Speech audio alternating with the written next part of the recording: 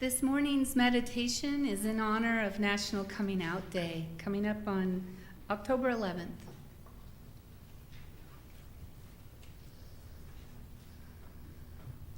When I was 4 years old, I sat down at our family kitchen table across from my father, who was reading the Sunday morning paper.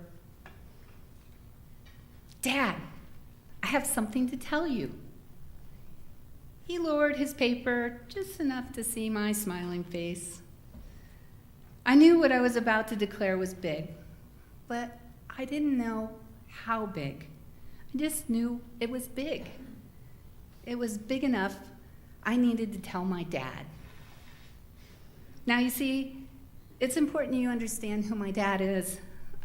Just to tell you a bit, he grew up outside of Oskaloosa, Iowa, on a farm.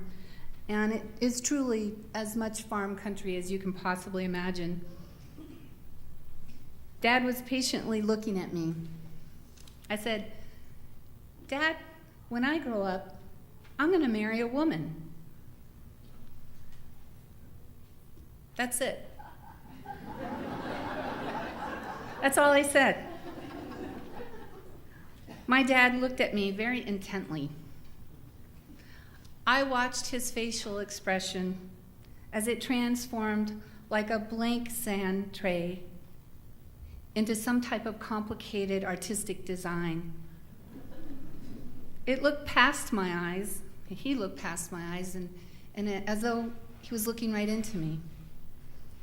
He said one thing, and only one thing. He said, "Okay."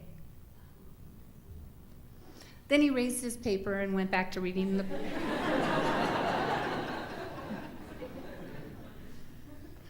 Now, I'm grateful to my dad about many things, but that one word, "okay," with all its brevity and sound, was such a huge gift of love and affirmation to me that has carried me in my life and given me so much strength. I've spent time as a young adult upset with my father for not saying more, for not warning me what the world would be like, how hard it would be, how violent it can be, how rejecting it can be, how non-affirming it can be, and just simply how plain painful it can be.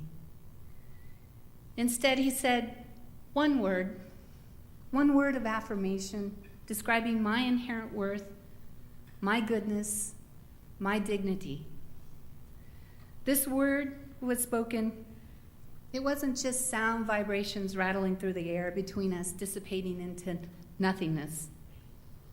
This was text inscribed upon my heart, and he simply read it.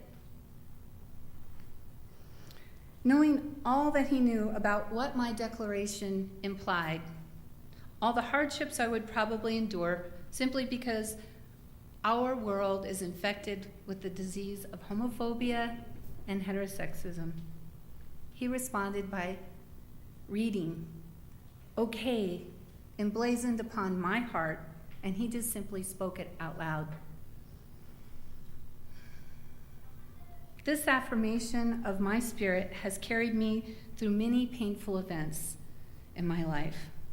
My invisibility throughout high school, my wife's deprogramming experience with her family of origin, being accused of being the devil and having my life threatened, denied protections and legal rights for my relationship and family that accompanies civil marriage in our country.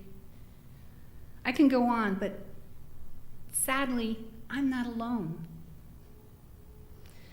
And I have seen how life experiences like these I just shared can sear away our ability to read what is written upon our hearts, even if what is written by our Creator can never be erased. My father that morning, sitting across the table from his 4-year-old daughter, heard this girl share who she was, and he might as well have said, "Amen," for he confirmed God's handwriting upon her heart, and she knew it.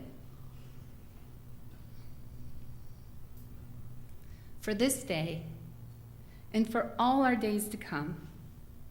May we look into one another's hearts, read what is written, and confirm out loud our Creator's handwriting inscribed there. Amen. Namaste.